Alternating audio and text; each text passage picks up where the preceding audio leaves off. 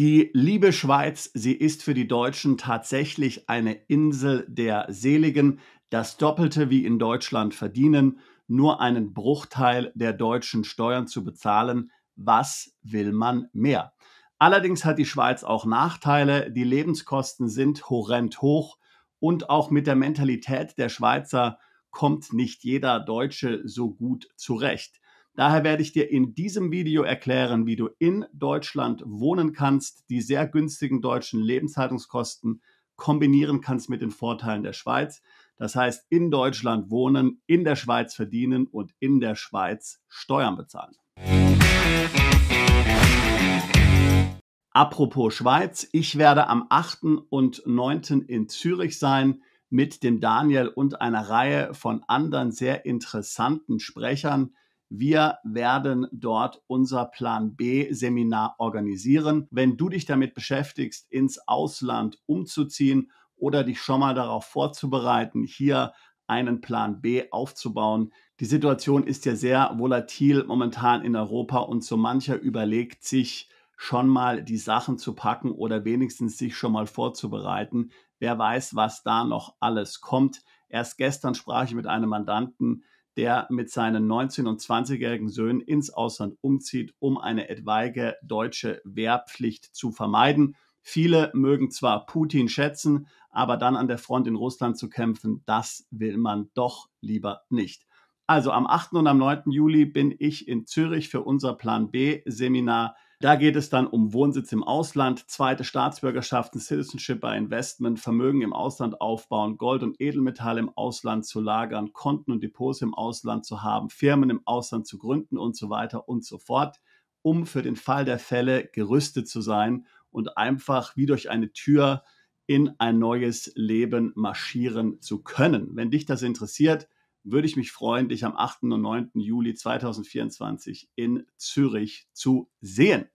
Zurück aber nun zur Schweiz und wie du dir die Schweiz zunutze machen kannst und gleichzeitig von den niedrigen deutschen Lebenshaltungskosten profitieren kannst. Zunächst noch einmal kurz hier zum Überblick. Die Steuern in der Schweiz sind wirklich abartig günstig. Das kann man sich tatsächlich nicht vorstellen, wenn man aus Deutschland kommt. Ich zeige dir jetzt mal hier einen Artikel der Schweizer Zeitung Blick vom März 2024. Blick ist sowas wie die deutsche Bild-Zeitung. Hier spricht der Blick von den Steuerhöllen in der Schweiz. Tatsächlich ist es so, dass in der Schweiz nach Gemeinde besteuert wird und nach Kanton. Das heißt also, es macht einen riesen Unterschied, ob du in Zürich wohnst oder ob du in Bern wohnst oder ob du in Zug wohnst und dann auch noch in welcher Gemeinde. Hier geht der Artikel darauf ein und das wollen wir uns jetzt mal anschauen. Ich will nur gleich im Vorfeld sagen, weil wir schon mal so ein Video gemacht hatten und da gab es einen Zweifel daran, die Steuern, die ich jetzt hier nennen werde, man kann sich es kaum vorstellen, ich weiß, so niedrig sind sie, sind alle Steuern, die in der Schweiz zu bezahlen sind, außer Vermögenssteuer und Kirchensteuer. Ja, also das heißt Bundessteuer, Kantonssteuer, Gemeindesteuer ist alles in den Steuersätzen jetzt gleich enthalten, die ich dir gleich nennen werde. Sie sind so niedrig, dass man es sich kaum vorstellen kann. So, wie gesagt, also dieser Artikel hier spricht von den sehr ungünstigen und von den sehr teuren Gemeinden. Zunächst mal hier ein Wort zu den teuren Gemeinden. Ein Ein-Personen-Haushalt mit einem Bruttoarbeitseinkommen von 100.000 Franken drückt in Enges, Neuchâtel und Le Verrières-Neuchâtel für das Jahr 2023 19,89% an den Fiskus ab. Naja, das ist ja immer noch nicht sehr hoch, wird hier trotzdem als Steuerhölle bezeichnet. Dabei werden die Gemeinde-, Kantons- und Bundessteuer berücksichtigt, nicht jedoch die Kirchen- und Vermögensteuer. Die teuersten 19 Gemeinden liegen wie bereits im vergangenen Jahr allesamt in Neuenburg. Auf Platz 20 taucht schließlich mit 18,97% Schelten im Kanton Bern auf. Singles mit einem Einkommen von 100.000 Franken erleben nicht nur in Neuenburg, sondern auch in Bern, im Wallis und in der Solothurner Gemeinde Bolken die Schweizer Steuerhölle. Hier sehen wir jetzt eine wunderbare Karte und du kannst also hier sehen, je röter es wird, desto mehr Steuern muss man bezahlen. Also Spitzensteuersatz mehr als 16,5% bei 100.000 Franken Einkommen für einen Ledigen. Und wir sehen schon hier Die blauen Gebiete hier in der Innerschweiz, das hier ist übrigens der Zürichsee, sind doch sehr viel günstiger. Riesige Steuerunterschiede zu den Steuerparadiesen, schreibt der Blick. Bei Single-Haushalten mit einem Einkommen von 150.000 Franken wird die Neuenburger Phalanx schließlich von mehreren Walliser Gemeinden durchbrochen. Enges und Le Verrières belegen auch hier mit 24,32% die beiden Spitzenränge, dicht gefolgt von den Gemeinden Leukerbad und Grechen. Noch doller langen die beiden Walliser Gemeinden bei Spitzenverdienern mit einem Salär von 200.000 Franken zu. Mit 28,13% landet hier Leukerbad knapp vor Grechen auf dem Spitzenrang. Jetzt kommen wir mal zu den guten Nachrichten. Die Unterschiede zu den Steuerparadiesen sind laut Tagesanzeiger riesig. In Baar im Kanton Zug drücken Ein-Personen-Haushalte mit einem Einkommen von 100.000 Franken gerade mal 5,84% an den Fiskus ab. Die günstigsten 39 Gemeinden liegen allesamt in den Kantonen Zug und Schwyz. In Ilgau-Schwyz müssen 9,74% des Bruttolohnes an die Behörden überwiesen werden. Bei einem Salär von 200.000 Franken gehen in Freienbach 10,7% an die Steuern. Auch hier stehen auf den ersten 30 Plätzen nur Gemeinden aus Zug und Schwyz. Ich selbst habe übrigens 3 Jahre lang in Freienbach gewohnt. Warum ich mir Freienbach als Wohngemeinde in der Schweiz ausgesucht habe, das kannst du dir selbst denken. Befassen wir uns nun noch einmal mit Familien. 150.000 Franken Einkommen, 2 Kinder. Als verheiratetes Paar mit 2 Kindern und einem Haushaltseinkommen von 150.000 Franken lebte sie steuertechnisch am günstigsten in Bad Zug. Tragen beide Eltern etwa die Hälfte zum Einkommen bei, sind für die Steuern nur moderate 2,07% fällig. Wie gesagt, das ist die gesamte Steuerbelastung. Kirchensteuer und Vermögensteuer kommt noch dazu, das sind minimale Beträge. Auch bei einem Haushaltseinkommen von 250.000 Franken gehen bloß 7,23% an den Fiskus. 7,23%, stell dir das mal vor. Ja, hier kannst du natürlich sehen, es gibt auch in der Schweiz eine Progression und je mehr man verdient und man ist mit 250.000 ehrlich gesagt so gerade auf der Kippe, je mehr man dann verdient, desto steiler geht dann auch die Progression nach oben. Und in der Spitzenlage ist es dann in den günstigen Gemeinden irgendwo so unter 25%, aber natürlich keine 7%, wobei die 25% jetzt auch hier vor allen Dingen für Singles gelten. Befassen wir uns nochmal damit, was eine Familie mit einem geringeren Einkommen hier versteuern würde. Verheiratet, 2 Einkommen, 70-30 verteilt, 2 Kinder, 80.000 Franken Einkommen. Da kannst du schon sehen, hier auf dieser Karte sind sehr viele Bereiche auf einmal blau. In diesen Bereichen, wo es tiefblau ist, zahlt man überhaupt keine Steuern bei 80.000 Franken Haushaltseinkommen. Ja. Aber selbst hier in der Westschweiz zahlt man mit diesem Einkommen immer noch Steuern, wenn aber auch natürlich nicht gerade sehr viel, muss man sagen. Also ich glaube, wir brauchen hier keine weiteren Belege. Die Steuern sind sensationell günstig in der Schweiz. Sozialabgaben kommen natürlich noch hinzu, die werden dann auch noch abgezogen. Hier muss man in der Schweiz etwas vorsichtig sein, denn das kann tatsächlich leicht zu einer Steuerfalle werden, denn die AHV ist in der Schweiz nicht gedeckelt, zum Beispiel wie in Deutschland, wo ja Sozialabgaben bei ungefähr 70.000, 75.000 Euro gedeckelt sind. In der Schweiz ist das nicht der Fall. Selbst wenn du 1 Million Franken an Gehalt hast, zahlst du immer noch voll hier die AHV als Sozialabgabe. Dessen muss man sich also bewusst sein. Das ist im Grunde auch sowas wie eine Strafsteuer. In Anführungszeichen, diese muss natürlich Arbeitgeber und Arbeitnehmer sich teilen. Jetzt die interessante Frage, wie kannst du als Deutscher, der in Deutschland wohnt, von diesen Steuersätzen ganz legal profitieren? Stichwort Grenzgänger. Wenn du in der Schweiz einen Job hast, aber in Deutschland wohnst, dann kannst du eine sogenannte Grenzgänger-Arbeitserlaubnis in der Schweiz erhalten. Das heißt, du bist dann jemand, der dann täglich pendelt, der täglich über die Grenze fährt, hin und her. Übrigens, ich muss noch mal hier ganz deutlich unterschreiben, aufgrund der bilateralen Verträge hat jeder EU-Bürger das Recht, in der Schweiz zu arbeiten und auch zu leben. unter der Bedingung, dass man hier dem Staat nicht auf der Tasche liegt, muss man sagen. Ja. Aber jeder EU-Bürger darf in der Schweiz arbeiten. Das heißt, hier musst du keine besonderen Qualifikationen oder Bedingungen erfüllen. Wenn du einen Job bekommst, dann bekommst du diese Grenzgängererlaubnis. Wie gesagt, hier ist die Definition, dass du jeden Tag nach Hause zurückfährst. Konkret bedeutet das natürlich, dass man meistens im Grenzgebiet dann lebt zu Deutschland. Das ist ja dann Rheintal, das ist ja dann der Schwarzwald. Ich habe dort selbst gelebt, meine Familie lebt heute noch da, sozusagen gerade die andere Seite vom Rhein. Wunderschön. Wie gesagt, die Lebenshaltungskosten sind günstig. Du kannst dich dort bei Aldi und Lidl mit deiner Karte austoben und hast aber trotzdem natürlich das hohe Schweizer Gehalt. Normalerweise, wenn du Grenzgänger bist, dann zahlst du weiterhin voll Steuern in Deutschland. Es werden dir in der Schweiz maximal 4,5% sogenannte Quellensteuer abgezogen. Die kannst du dann aber in der deutschen Einkommensteuererklärung in Anrechnung bringen, musst also hier nicht doppelt versteuern.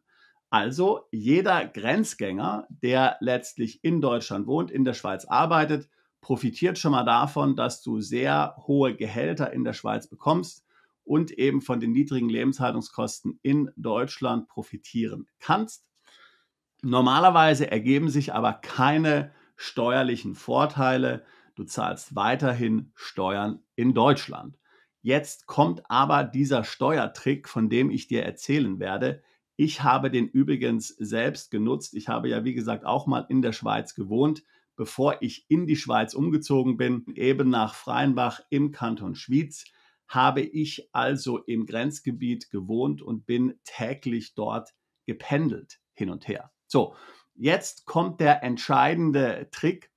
Im deutsch-schweizerischen Doppelbesteuerungsabkommen ist Folgendes geregelt. Kann ein Grenzgänger aus beruflichen Gründen an mehr als 60 Tagen nicht zum Wohnort zurückkehren in Deutschland, dann wird er in der Schweiz steuerlich veranlagt und nicht mehr in Deutschland. Er zahlt also nicht diese 4,5% Quellensteuer, von der wir vorhin gesprochen haben, sondern er zahlt die volle Quellensteuer. Diese werden wir uns gleich mal hier anschauen. Die ist auch von Kanton zu Kanton unterschiedlich, muss dann aber in Deutschland das Gehalt nicht nochmal versteuern. Das heißt, in Deutschland zahlst du dann keine Steuern. Du zahlst also nur dann Steuern in der Schweiz und es gelten ähnliche Steuersätze wie die ich gerade eben genannt habe, in Abhängigkeit davon, wo sich eben dein Arbeitgeber befindet, in welchem Kanton.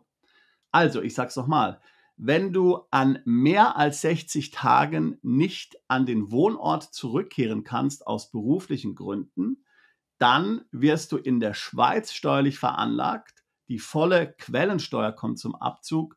Du musst dann in Deutschland keine Steuern mehr auf das Gehalt bezahlen. Was sind das für Szenarien, wo sowas funktioniert? Nun, ich kann es dir erzählen. Ich habe damals bei PwC gearbeitet in Zürich, war aber immer wieder natürlich in den anderen PwC-Büros in der Schweiz, sei es zum Beispiel Bern, sei es zum Beispiel Genf, sei es zum Beispiel Lausanne oder Lugano und war dort auf längeren Meetings und Einsätzen, die oftmals bis spät in den Abend dann angedauert haben. Und ich konnte dann natürlich nicht mehr nach Hause zurückfahren. PwC hat mir dann ein Hotel bezahlt in der Stadt, wo ich gerade war. Und ich bin normalerweise dann am nächsten Tag zurückgekehrt. Und das ist relativ häufig passiert. Ich würde sagen, mehrere Tage in der Woche. Das sind dann sogenannte schädliche Tage, denn sie sind eben für Deutschland schädliche Tage für die deutsche Besteuerung. Das nennt man einfach so schädliche Tage, das ist der Fachbegriff. Deutschland bezeichnet solche Tage als schädliche Tage. Und wenn du davon mehr als 60 hast, das heißt, es muss ganz klar sein, dass du aus beruflichen Gründen nicht nach Hause kannst. Du kannst also nicht sagen, naja, ich bleibe jetzt einfach noch 2 Tage in Genf, weil es mir hier so gut gefällt. Aber der Arbeitgeber sagt im Grunde, naja, du brauchst nicht hier sein, du kannst zurück nach Hause gehen. Nein, der Arbeitgeber muss sagen, ich brauche dich hier heute Abend bis um 19 Uhr, ich brauche dich hier morgen früh wieder um 8. Ja? So, das sind so die Gründe und der Arbeitgeber muss das dann auch schriftlich bestätigen für deine Steuererklärung. Das heißt, Ohne das Zutun des Arbeitgebers funktioniert es definitiv nicht. Aber wenn du diese Bedingung erfüllst, und es gibt nun mal viele Berufe, wo es relativ einfach ist, solche Bedingungen zu erfüllen, dann wirst du in der Schweiz nach vollem Quellensteuertarif veranlagt, den wir uns gleich mal anschauen, und nicht in Deutschland. Natürlich, es wäre nicht Deutschland, wenn es hier nicht einen Katalog von Zusatzregeln geben würde, die man genau beachten muss. Einige dieser Regeln will ich dir hier kurz zitieren. Samstage, Sonntage und Feiertage zählen normalerweise nicht zu den schädlichen Tagen, außer es ist im Arbeitsvertrag so festgelegt. Das heißt, selbst wenn du samstags und sonntags arbeiten müsstest, ausnahmsweise könntest du diese Tage nicht als schädliche Tage zählen. Es muss im Arbeitsvertrag definiert sein, dass du hier an solchen Tagen theoretisch wenigstens auch zum Arbeitseinsatz einberufen werden kannst. Handelt es sich aber um eine mehrtägige Geschäftsreise, für die dein Arbeitgeber die Kosten übernimmt und du über das Wochenende in der Schweiz bleiben musst, dann können diese Tage angerechnet werden. Dann spricht man davon, dass die Rückkehr aus beruflichen Gründen nicht möglich ist. Alternativ muss die Rückkehr nach Deutschland als unzumutbar gelten. Und für diesen Begriff unzumutbar gibt es natürlich auch eine genaue Definition. Wenn du mit dem Auto anreist, dann musst du mehr als 100 Kilometer fahren oder mehr als 1,5 Stunden unterwegs sein. Anreise mit öffentlichen Verkehrsmitteln, hier wird als unzumutbar angesehen, wenn die schnellste Verbindung für die Hin- und Rückfahrt zu den normalen Pendelzeiten insgesamt länger als 3 Stunden dauert. Auch wenn du übrigens in Drittländer verreisen musst für deinen Arbeitgeber, zählen diese ebenfalls als schädliche Tage. Und dann gibt es noch weitere Zusatzregeln. Zum Beispiel gilt diese Regel und diese Möglichkeit, diese 60 schädlichen Tage hier zu nutzen, tatsächlich nur dann, wenn du täglich hin und her pendelst. Wenn du normalerweise für einen Schweizer Arbeitgeber im Homeoffice in Deutschland arbeitest und damit gar kein wirklicher Grenzgänger bist, dann wirst du normalerweise diesen steuerlichen Vorzug nicht in Anspruch nehmen können. Arbeitest du Teilzeit, dann müssen auch nur Teile der 60 Tage entsprechend dann hier erfüllt sein, damit du die Regelung in Anspruch nehmen kannst. Viele werden jetzt natürlich fragen, was ist mit meinem eigenen Unternehmen? Kann ich auch mein eigenes Unternehmen in der Schweiz gründen und mich dort anstellen lassen und dann jeden Tag dorthin pendeln? Nun, im Grundsatz ist das natürlich möglich, aber hier sind dann viele andere Dinge zu beachten, über die wir ja häufig sprechen, Betriebsstättenproblematik und Geschäftsführung, wenn du in Deutschland wohnst und eine Auslandsgesellschaft leitest. Also das kann dann relativ komplex werden. Hier ist sicherlich eine sehr gute Beratung durch einen Steuerberater oder Rechtsanwalt notwendig. Zum Abschluss jetzt wollte ich dir nochmal diese Quellensteuersätze zeigen, die dann eben hier in Anrechnung gebracht werden, wenn du in Deutschland wohnst und in der Schweiz arbeitest, aber eben an mehr als 60 schädlichen Tagen nicht nach Deutschland zurückkehren kannst. Nochmal, die Quellensteuersätze ändern sich von Kanton zu Kanton. Die steuerlich günstigen Kantone, über die wir vorhin gesprochen haben, haben auch günstige Quellensteuern. Und nochmal, es werden dann nicht die 4,5% maximal fällig, die sonst in der Schweiz abgezogen werden und die du bei der deutschen Steuer anrechnen musst. Die Steuersätze, von denen ich dir jetzt gleich berichten werde, diese sind die einzigen Steuern, die du bezahlen musst. Du musst dann keine weiteren Steuern in der Schweiz oder in Deutschland bezahlen und natürlich in der Schweiz auch keine Vermögenssteuer entrichten. Hier ist ja dann auch die Krux der ganzen Sache. Wir haben ja gesehen, dass jetzt die steuergünstigen Kantone nicht unbedingt die Grenzkantone sind. Ja, wir sprechen hier dann zum Beispiel vom Kanton Schwyz oder vom Kanton Zug. Das kann jetzt dann schon eine gewisse Entfernung natürlich sein, wenn du dorthin jeden Tag anreisen musst. Und natürlich musst du auch erstmal einen Arbeitgeber dort finden. Das muss man natürlich berücksichtigen. Wie gesagt, in Zürich gelten ganz andere Quellensteuersätze, nicht die, von denen ich jetzt gleich sprechen werde. Sie sind wahrscheinlich auch niedriger als die deutsche Steuer, aber diese sehr günstigen Steuersätze, die ich dir gleich zeigen werde, gelten natürlich nur in den steuergünstigen Kantonen, wie zum Beispiel dem Kanton Schwyz.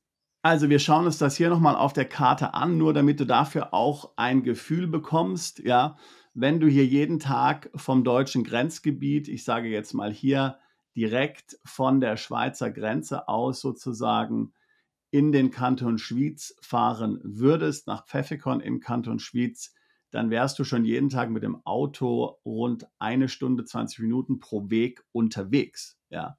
Also das heißt, man muss sich das schon dann tatsächlich vorstellen, wie man das logistisch machen würde. Nach Zug sind es wahrscheinlich etwas weniger. Zug ist ja dann hier oben, aber es wird ungefähr genauso lang sein. Ja. Also das sind natürlich schon Dinge, die man beachten muss. Ja, jetzt kann man sich den Nahverkehr nochmal anschauen und so. Aber wie gesagt, also das hat natürlich auch seine Grenzen, was da tatsächlich möglich ist. Und nicht jeder wird jetzt hier unbedingt so lange hier unterwegs sein wollen, jeden Tag. Wie gesagt, die Steuersätze sind konkurrenzlos günstig im Kanton Schwyz und im Kanton Zug, aber natürlich auch in den grenznahen Kantonen gibt es günstigere Steuern als in Deutschland. Da muss man dann eben sich überlegen, wie man hier ganz realistisch und pragmatisch dann vorgehen kann. Nun aber zu den Quellensteuersätzen. Wir haben jetzt hier vor uns den Quellensteuertarif B des Kanton Schwyz für 2024. Dieser gilt für verheiratete Alleinverdienende ohne Kirchensteuer. Und wir schauen uns jetzt gleich mal die Regelungen hier mit Kindern und ohne Kinder an. Hier wird also die monatliche Steuer gleich berechnet.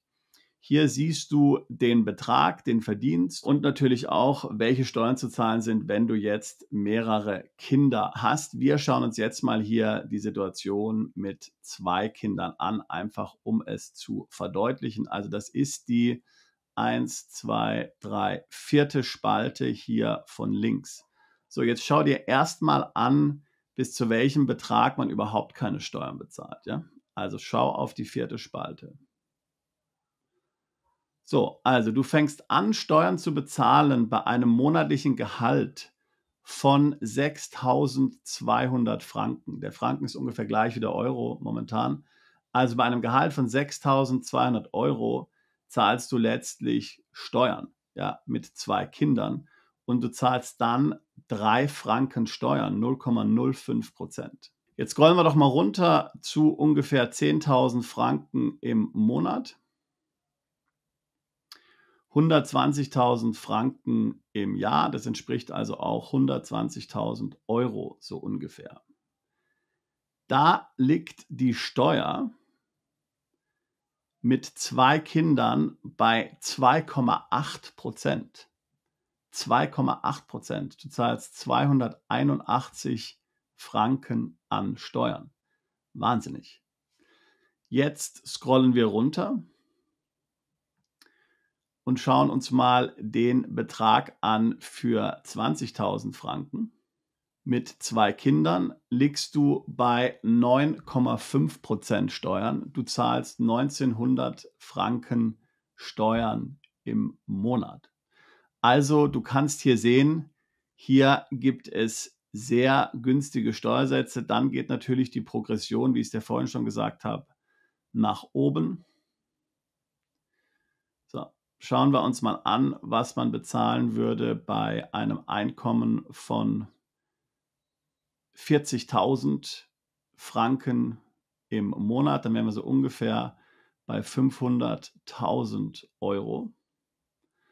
4. Spalte wären wir immer noch nur bei 15% mit 2 Kindern. Ja. Also wie gesagt, das sind wahnsinnig günstige Steuersätze, von denen man hier dann profitieren kann. Und tatsächlich musst du in Deutschland keine Steuern mehr auf dieses Arbeitseinkommen bezahlen. Natürlich wirkt es sich auf die Progression aus. Das heißt, allgemein wird dann dein Steuersatz in Deutschland für andere deutsche Einkünfte dann höher ausfallen.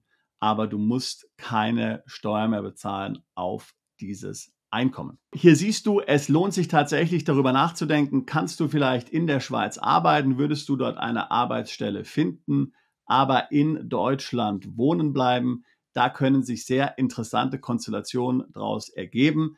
Natürlich kannst du in sehr vielen Kantonen arbeiten. Je weniger du verdienst, desto geringer ist generell natürlich überall die Steuer, aber man muss natürlich schon darauf achten, damit sich das wirklich lohnt, muss man tatsächlich natürlich auch den richtigen Kanton aussuchen und dann auch einen Arbeitgeber in diesem Kanton haben. Wenn für dich der Umzug ins Ausland oder in die Schweiz oder eine solche Konstruktion, wie wir sie jetzt besprochen haben, möglicherweise interessant ist, dann lade ich dich ein, jetzt ein Beratungsgespräch zu buchen. Den Link dazu packe ich hier in die Beschreibung mit hinein. Wir helfen seit fast 20 Jahren Mandanten dabei, in die Schweiz und in andere Länder umzuziehen, sich steuerlich zu optimieren, Vermögen aufzubauen und ihr Vermögen zu schützen. Es würde mich freuen, auch dich alsbald zu unserer Mandantschaft zählen zu können. Bist du Unternehmer, Freiberufler oder Investor? Zieht es dich schon lange ins Ausland? Mach heute den ersten konkreten Schritt in eine Zukunft mit mehr Geld und mehr Freiheit. Buche ein Beratungsgespräch mit Sebastian und seinen Kollegen. Unsere Kanzlei unterstützt Mandanten wie dich dabei, deine Steuerlast legal zu reduzieren, Vermögen aufzubauen und zu schützen und deine persönliche Freiheit zu maximieren. Profitiere jetzt von unserem Fachwissen und unserem Netzwerk. Gehe zu mandatierung.com und werde Mandant unserer Kanzlei.